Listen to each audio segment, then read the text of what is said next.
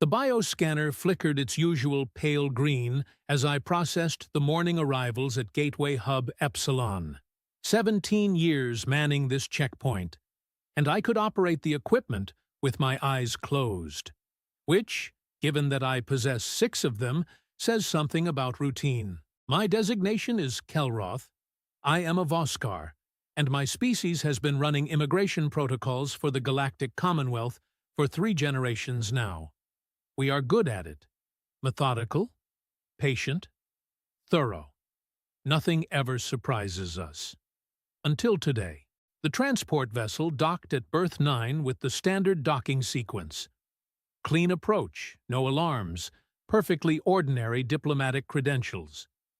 The manifest listed them as representatives from a newly spacefaring world called Earth, located in some backwater spiral arm nobody had bothered exploring until recently. I prepared the standard greeting protocol and waited for the airlock to cycle. She stepped through first, and I will admit, even my professional composure wavered. The human woman moved with a grace that seemed at odds with the station's artificial gravity. Tall, perhaps 5'9" by Commonwealth standards. Pale skin with a warm undertone that caught the station lighting beautifully. Long auburn hair fell in waves past her shoulders, framing a face that could have been sculpted by artists. High cheekbones, full lips, and eyes the color of emeralds that seemed to take in everything at once. She wore simple clothing, a fitted white shirt beneath a tailored gray jacket, dark pants that somehow managed to look both professional and elegant, boots that had seen use but were well maintained. Beautiful did not begin to cover it. There was intelligence in those eyes, confidence in her posture, something that suggested she was far more than mere appearance. "Good morning," she said, her voice carrying a melodic quality. "I am Sarah Mitchell, diplomatic envoy from Earth. We are here for our integration assessment." I activated my translation, Matrix, though she was already speaking flawless Commonwealth standard. Impressive for a species making first contact. "Welcome to Gateway Hub Epsilon, Envoy Mitchell. I am Kelroth, Processing Administrator. Please proceed to Scanner Station 3. I gestured with my primary manipulation appendage toward the bioscan platform. She walked forward without hesitation. No nervousness, no uncertainty. Most new species showed some anxiety during their first scan. The equipment is, after all, rather intimidating. 3 meters of advanced technology designed to map every aspect of biological function in under 5 seconds. Sarah stepped onto the platform and positioned herself perfectly in the center ring, like she had done this 100 times before. "This will only take a moment," I informed her. "The scanner will perform a complete biological assessment. Please, remain still." "Of course." She smiled, and I noticed several of my colleagues at nearby stations had stopped working to watch. Unusual. We prided ourselves on professionalism. I initiated the scan sequence, the sensors activated, bathing her in soft amber light. My displays began populating with data: skeletal structure, excellent density, cardiovascular system, single heart but remarkably efficient, neurological mapping, complex and well organized, muscular composition, balanced and functional. Everything seemed perfectly normal for a bipedal humanoid species. Then the scanner hit something deeper. My primary monitor stuttered, just for a fraction of a second, but enough to notice. I tapped the interface, assuming a minor calibration error. The station scanner had been installed only 6 months ago. State of the art. It should not glitch. The screen flickered again, then again. Data streams began scrolling too fast to read. Chemical signatures I did not recognize. Energy outputs that made no biological sense. cellular structures that contradicted everything I knew about organic life. The scanner's hum changed pitch, a sound I had never heard in 17 years. Then everything stopped. Complete silence. Every display went dark for exactly 3 seconds. When they rebooted, a single line of text appeared across all my monitors in ancient Commonwealth administrative code that predated modern systems by centuries. Biological classification impossible. Do not catalog. Immediate oversight authority required. I stared at those words, my 6 eyes focusing and refocusing, trying to make sense of what I was seeing. In 17 years, thousands of species, millions of individuals processed. I had never, not once, encountered a classification failure. "Is everything all right?" Sarah asked. She had stepped off the platform and was looking at me with those remarkable green eyes. Curious but not concerned. Like breaking a Commonwealth scanner was just another Tuesday for her. There appears to be a technical anomaly." My vocalization trembled slightly. 3 of my cognitive chambers were attempting to process what had just happened, while the 4th reached for the emergency communication system, the one I had never used, the one that connected directly to Commonwealth High Command. I pressed the activation stud. "This is Gateway Hub Epsilon, Processing Station 12. I require immediate oversight authorization. Classification failure on new species intake." The response came within seconds. "Repeat, Station 12. Did you say classification failure?" "Confirmed. Human species designation. Bioscanner refuses categorization.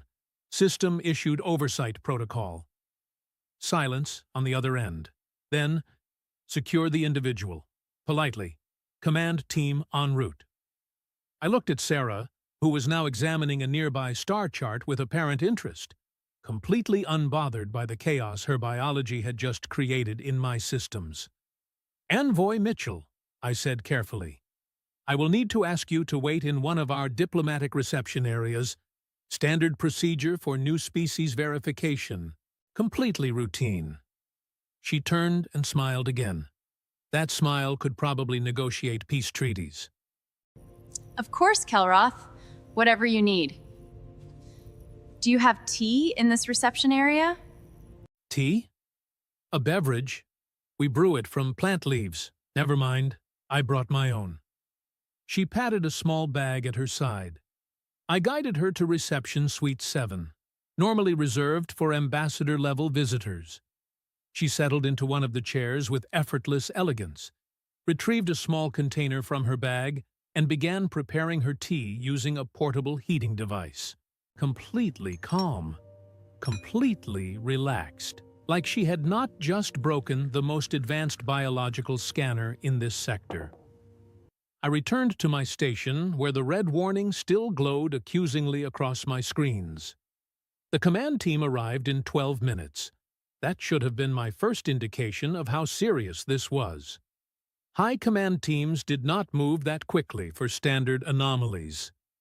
Director Kavesh led the group. She was Thalon, 7 feet, of elegant avian features and razor-sharp intelligence. Her reputation for being unshakable was legendary throughout the Commonwealth.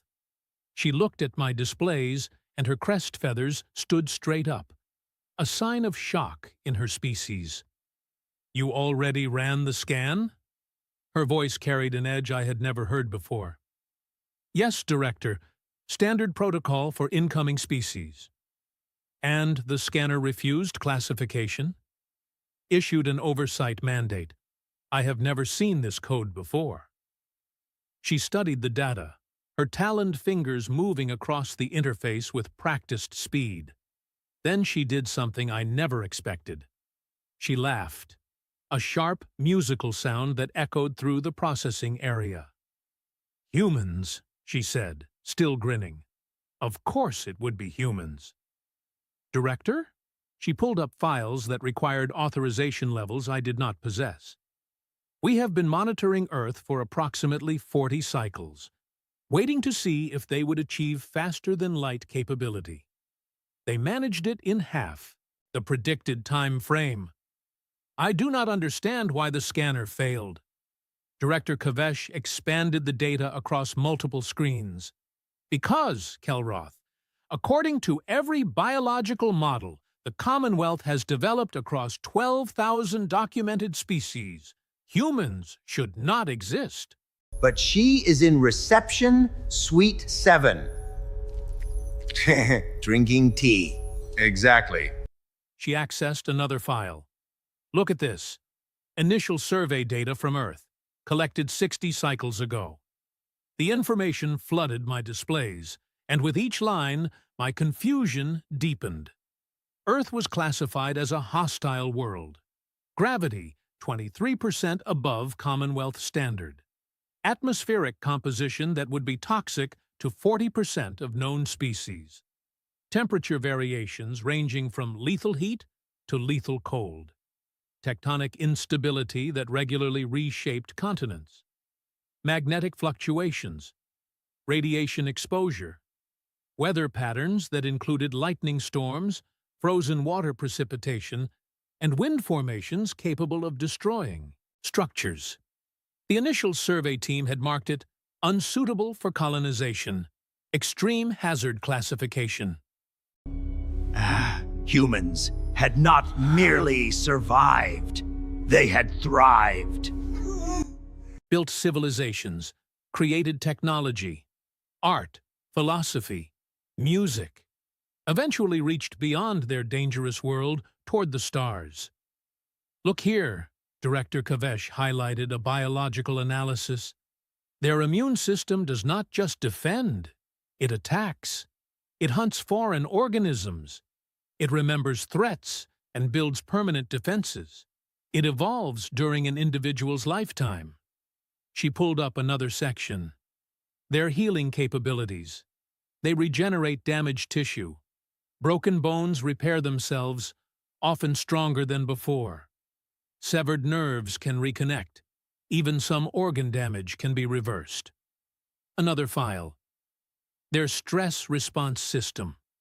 When threatened, their bodies release chemical compounds that temporarily enhance strength, speed, cognitive function, and pain tolerance. They literally become physically superior, versions of themselves under pressure. I examined the data with growing disbelief. This is combat physiology, survival adaptation taken to an extreme. Precisely, Director Kavesh said quietly. They evolved on a world actively trying to kill them. Every aspect of their biology is a response to constant threat. They are not just survivors, Kelroth. They are specialists in survival. Then why can the scanner not classify them? She gestured at the screens. Because they fit no existing category. Too adaptable for fixed biology. Too resilient for standard classification. Too individualistic for hive designation. Too creative for programmed response. They represent something entirely outside our established frameworks. An alert chimed on her wrist display. She read it, and her expression shifted to something I could not identify. Apparently, she said slowly, Envoy Mitchell is not alone. 12 more humans are aboard that vessel, all requesting entry clearance. 12 more, I repeated.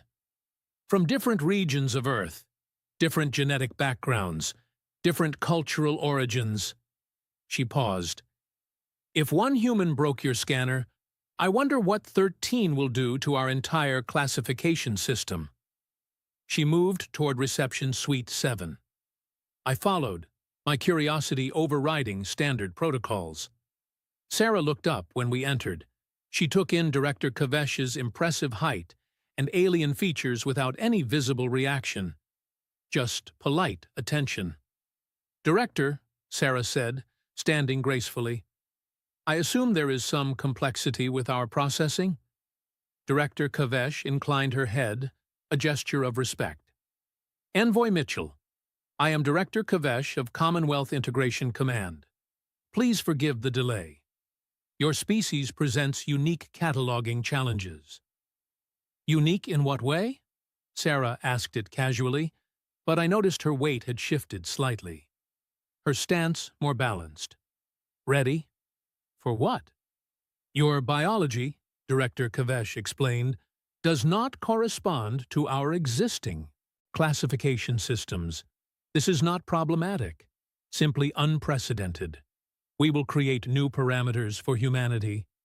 Sarah's smile returned. Our own category. I like that. I have questions, if you are amenable. Please. Director Kavesh referenced her data display. Earth. Our surveys indicate it is rather hostile. Hostile is accurate. Sarah shrugged elegantly. We call it home. The gravity, the atmospheric composition, the seismic activity, the extreme weather. These do not concern your species? Of course they concern us. That is why we engineered earthquake-resistant architecture, why we developed meteorological prediction systems, why we created protective technologies. She said it like adaptation was obvious, like thriving under pressure was simply what you did. And the predators? Director Kavesh asked. Our data indicates Earth supports numerous apex predator species, many quite large and dangerous. Sarah's smile widened, and something glinted in those green eyes, something ancient and confident. Oh, the predators. Yes, we have a philosophy on Earth. If something can kill you, you study it. You learn from it. You respect it. And if absolutely necessary, you prove you are the greater threat. The suite went very quiet. Envoy Mitchell, Director Kavesh said carefully, are you stating that humans consider themselves apex predators? Sarah tilted her head thoughtfully. Director, we did not reach the top of Earth's ecosystem by being gentle. We are endurance hunters. We are tool creators. We are cooperative, yet individually intelligent. We remember. We learn. We teach our children. We pass knowledge across generations. So yes, on Earth, we are apex. Something changed in Director Kavesh's posture. Recognition, understanding, perhaps respect. I see, she said quietly. And now you have come to the Commonwealth. Now we have come to the Commonwealth, Sarah agreed. Not to conquer, not to dominate, to learn, to contribute, to meet our neighbors. Among the stars, she paused, that beautiful smile never wavering. And perhaps to discover if we are still the most interesting species in the room. She said it lightly, almost playfully, but I noticed Director Kavesh did not smile. She simply looked at Sarah Mitchell, this human woman who had walked through my scanner and shattered 17 years of certainty, and slowly nodded. Welcome to Gateway Hub Epsilon, Envoy Mitchell. On behalf of the Galactic Commonwealth, I formally recognize humanity as a spacefaring civilization. She hesitated, then added, though I suspect the galaxy will never quite be the same. Sarah extended her hand, a human gesture. Director Kavesh carefully took it, her taloned hand dwarfing Sarah's smaller one. They shook once, formally. Thank you, Director, Sarah said.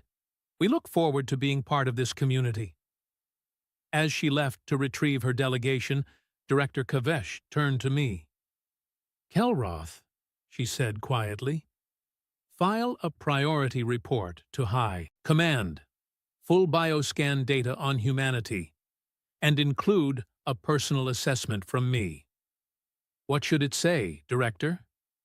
She watched Sarah disappear down the corridor, moving with that same elegant confidence. Tell them we may have encountered a species that survived the universe's cruelest challenges by simply refusing to surrender. And now they want to be our allies, She paused. Let us hope they never have reason to be our enemies. I arrived at my station the following shift to discover everything had changed. My old scanner had been removed entirely. In its place sat equipment I had never seen before, gleaming with fresh installation seals and running diagnostic protocols I did not recognize. A priority message waited in my secure inbox. I opened it with mounting curiosity. Effective immediately. All human arrivals assigned classification Tier 0. Standard biological assessment suspended. All inquiries referred to Xenobiology Research Division. Clearance protocols updated. Classification Tier 0. In 17 years, I had only heard of 3 species granted that designation. The Archons, who manipulated quantum fields with conscious thought. The Synthesis, whose technology merged seamlessly with their biology. And the Void Walkers, who existed partially outside normal spacetime. And now, humans, a species that drank tea, wore elegant clothing, and smiled at Commonwealth directors without hesitation. My communication panel activated. Station 12, incoming traffic, diplomatic clearance, human delegation requesting hub access. I checked my sensors, 13 biosignatures total, including Sarah. Acknowledged. Direct them to Processing Bay 5. They arrived together, and immediately I understood why High Command was nervous. Sarah led them, but she was one instrument in an orchestra of diversity. A dark-haired man with olive skin and intense brown eyes. A blonde woman whose pale complexion contrasted with bright blue eyes that missed nothing. I find you an older gentleman with deep brown skin and silver threading through his black hair. A younger woman, barely an adult, with striking features that suggested East Asian heritage. 13 humans, 13 distinct appearances, all from the same world. Morning, Kelroth, Sarah greeted warmly, remembering my designation. The full team this time. I hope that works for you. Of course, Envoy Mitchell. Please proceed to Bay 5. It has been specially configured for your delegation. They moved past my station, conversing among themselves in their musical language. I caught fragments. The environmental systems here are fascinating. The efficiency ratios are impressive. Impressive, but outdated. We could improve output by 40% with minor recalibration. Not our station, David. Do not start redesigning their infrastructure on day 1. I am merely observing. They disappeared into the processing bay, leaving me with my upgraded equipment and my questions. 23 minutes. Later, alarms activated throughout the research section. Not emergency protocols, scientific discovery alerts, the kind reserved for breakthrough findings that required immediate documentation.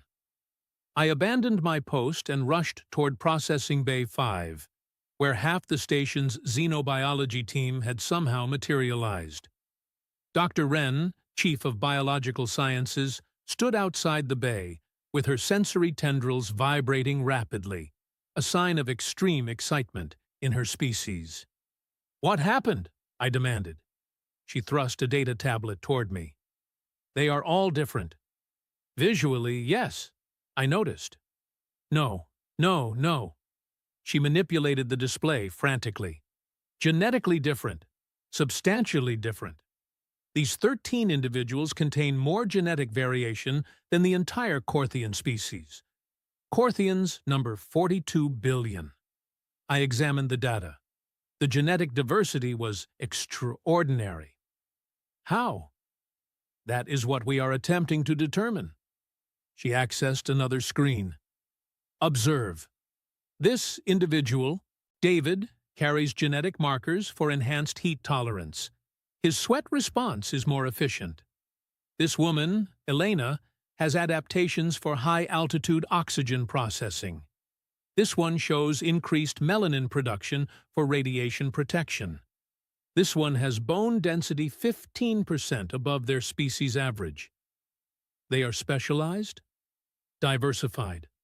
They all possess the baseline human advantages we documented yesterday.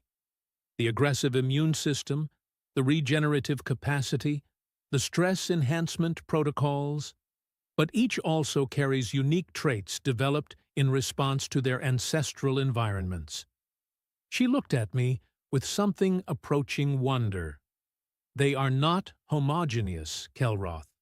They are thousands of adaptations existing simultaneously within one species. One of the humans, the older gentleman with silver-streaked hair, noticed our observation. He approached with an easy smile.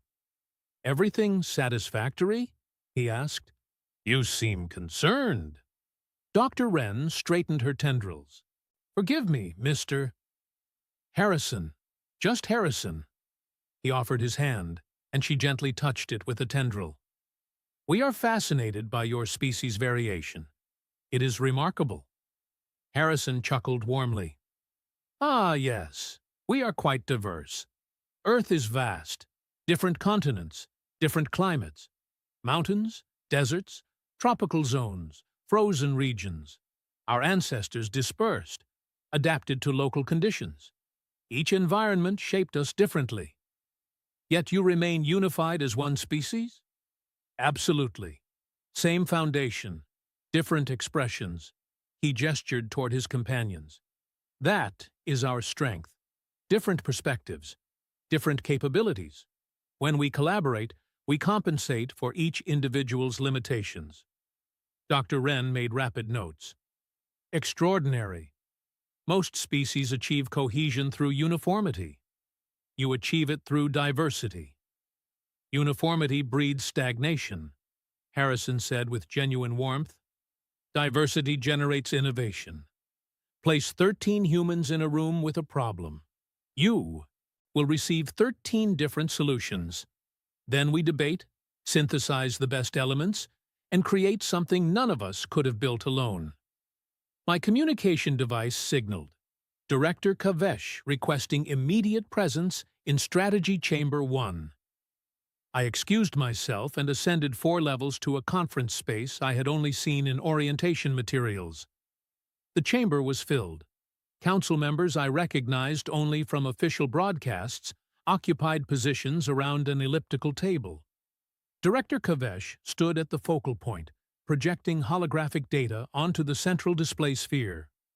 "Kelroth," she acknowledged. "Excellent. I need verification. Yesterday, when you scanned Envoy Mitchell, the system refused classification, correct?" "Confirmed, Director." "Did you observe any anomalous readings before the failure?" I recalled the moment. Brief energy signatures, molecular structures that seemed biologically impossible. But the cascade happened too rapidly for detailed analysis. "Precisely." Director Kavesh manipulated the hologram, expanding a molecular diagram. "What you witnessed was adenosine triphosphate in action, ATP, the primary energy molecule in human cellular biology. One of the council members, a crystalline being named Thex, pulsed with confusion. All organic life utilizes energy storage mechanisms. Why is this significant?" "Because of the conversion efficiency," Director Kavesh explained. "Human cells generate ATP through processes approximately 47% more efficient than Commonwealth biological averages. More energy from identical resources. More energy translates to greater endurance. Greater endurance means they can outlast virtually any species in sustained activity." She displayed another image. "Then examine their skeletal composition. Notice the density variations here and here. Their bones are not static. They continuously rebuild, becoming denser in response to mechanical stress. A human who regularly challenges their skeletal system develops bones approaching military-grade armor density." "Are you suggesting," another council member asked slowly, "that humans are naturally armored?" I am suggesting humans are naturally responsive to challenge at an unprecedented level. Their bodies strengthen under stress. Their minds innovate under pressure. Their societies advance through managed conflict. Director Kavesh paused. They are evolutionary flexibility, taken to an extreme we have never documented. Thex pulsed again. What is your recommendation, Director? Complete integration, Director Kavesh stated firmly. Full Commonwealth membership, with specific considerations. What considerations? We acknowledge their nature. They will not serve as labor force. They will not function as military conscripts. They will be partners, and we must engage them accordingly. She indicated the data. They bring capabilities we lack, adaptability we cannot match, innovation we desperately need. And if they become hostile, someone asked. If they choose conquest over cooperation? Director Kavesh was silent briefly. Then she said, I spoke with Envoy Mitchell yesterday. I asked if humans considered themselves apex predators. She confirmed this, but she also stated they came seeking knowledge, connection, participation in something greater. She surveyed the chamber. We can perceive them as threats, or we can recognize them as allies. I know which serves the Commonwealth better. The vote was unanimous. Humanity would receive full Commonwealth membership with complete diplomatic recognition. I returned to my station to find the 13 humans waiting patiently. They had completed all processing, passed every health verification, and now stood ready for formal integration. Sarah saw me approaching and smiled. All clear? All clear, I confirmed. Welcome to the Galactic Commonwealth, officially. Thank you. She gestured to her team. We are ready to contribute. What do you need? Contribute? Certainly. You granted us access. We want to help. What challenges are you facing? Engineering problems? Medical concerns? Cultural integration issues? We are here to assist. I stared at her. They had been processed barely 3 hours, and they were already seeking ways to be useful. I will need to coordinate with Command regarding appropriate assignments. Perfect. She retrieved her portable device. Just transmit the details. We will begin immediately. Over the following 4 days, I observed humanity integrate into Gateway Hub Epsilon. Harrison, the experienced diplomat, spent 19 hours in the environmental management section. He emerged with optimization protocols that would reduce power consumption by 31%.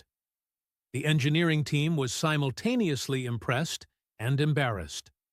Elena, the woman with sharp blue eyes, joined security operations and immediately identified 5 structural vulnerabilities that had existed unnoticed for years.